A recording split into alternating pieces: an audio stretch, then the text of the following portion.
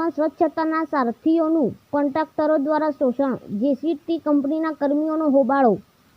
સુરત શહેરને દેશમાં સ્વચ્છતામાં પ્રથમ ક્રમે પહોંચાડનારા સફાઈ કામદારો આજે અન્યાય સામે મેદાને આવ્યા છે। સુરત મહાનગરપાલિકાના ગાર્બેજ કલેક્શનના કામ સાથે સંકળાયેલી જીગર ટ્રાન્સપોર્ટ કંપની જેટીસીના સફાઈ કર્મચારીઓએ કોન્ટ્રાક્ટર વિરુદ્ધ મોરચો માંડ્યો છે। કર્મચારીઓનો ગંભીર આક્ષેપ છે કે કોન્ટ્રાક્ટર દ્વારા તેમને માનવીય ધોરણો કરતાં પણ ઓછા પગારમાં 12 થી 14 કલાક જેવું આકરું કામ કરાવવામાં આવે છે। હાલમાં ડ્રાઈવરને માત્ર ₹8500 અને સફાઈ કર્મચારીઓને ₹7000 જેવો નજીવો પગાર આપી તેમનું આર્થિક શોષણ કરવામાં આવી રહ્યું છે। આ વિરોધનું મુખ્ય કારણ કોન્ટ્રાક્ટરની દાદાગીરી છે। કર્મચારીઓના જણાવ્યા મુજબ તેમને કચરામાંથી ફરજિયાત ભંગાર ભેગો કરી લાવવા માટે મજબૂર કરવામાં આવે છે।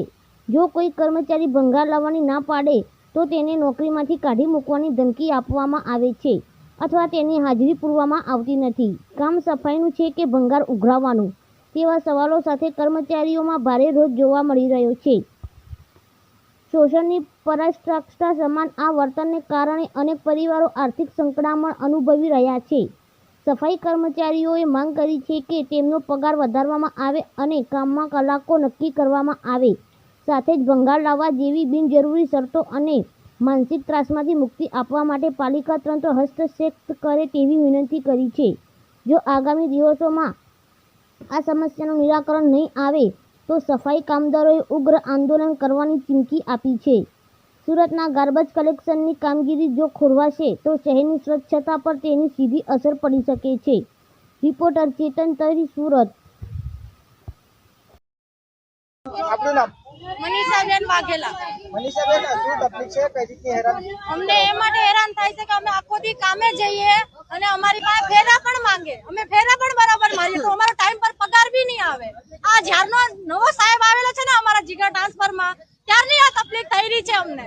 નકર અમારો જે કાંજી સેટ હતો ને, 1 નંબર સેટ હતો હો, કોઈ દી તકલીફ ના આપી, કોઈ દી નહીં। અમને ઉલટા અમને દુઃખ પડે, અમારું એક્સિડન્ટ થયું હોય, ગમે તે થયું હોય, અમને તકલીફ આપે તો પૈસા ઈ કાઢીને આપે અને આ અમારા પેટનો નિવાલો છીને છે। એવું નહીં ચાલે સેઠ, અમારો તો હાવ અમારો એટલે અમારો જીવ આત્મા આખો બળે છે। હવારના હાથ ના જઈએ તો સાંજના 5 વાગે સુધી છૂટી નહીં મળે, અમે કામ જ કર્યા રાખીએ તો અમે કામ કરીએ તો અમારો પગાર આપો, અમારે બીજી તમારી જોડે કઈ નથી જોતું। અને અમને ભંગાર બાબતની તો અમે તો વિસ્ફોટ રોડ પરનું કચરું અમે ભરીએ અને આ લોકો તો ગાડી પર ચાલે પણ અમે રોડ પરનું કચરું ભરીએ। એવું કચરું ભરીએ ને કે આ ટાટિયાના કમર રોવા જેવા થઈ જાય, પણ તો પણ અમે કોઈ દી નથી બોલતા કોઈને। અમારું કામ કરવાનો હક છે ને અમે કરીએ છીએ, પણ અમારો ખાલી પગાર તો બરોબર આપો। અમારે એની ઉપર જ જિંદગી કાઢવાની છે, અમને બીજું કોઈ કામ પણ નથી ફાવતું।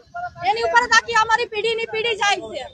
શેઠ નવા આવી ગયા તો અમારું ડાયરેક્ટ પત્તું ઉડાડવાનું કહે છે કે બધાને ઉતારી નાખો, બધાને ઉતારી નાખશે તો અમે રોટલો કેમ ખાશું? અમને બીજું કઈ કામ નથી આવડતું, અમારી કચરામાં જ જિંદગી ગઈ। અમારે એટલો જ ન્યાય છે, બસ ખાલી એટલી જ કૃપા કરો કે અમારો પગાર બરોબર અમને મળે ને અમારા છોકરા નાના નાના છે એ પણ મોટા ભણીને થાય, એ અમારી જેવા કચરામાં હાથ નહીં નાખે। અગર અમે કમાશું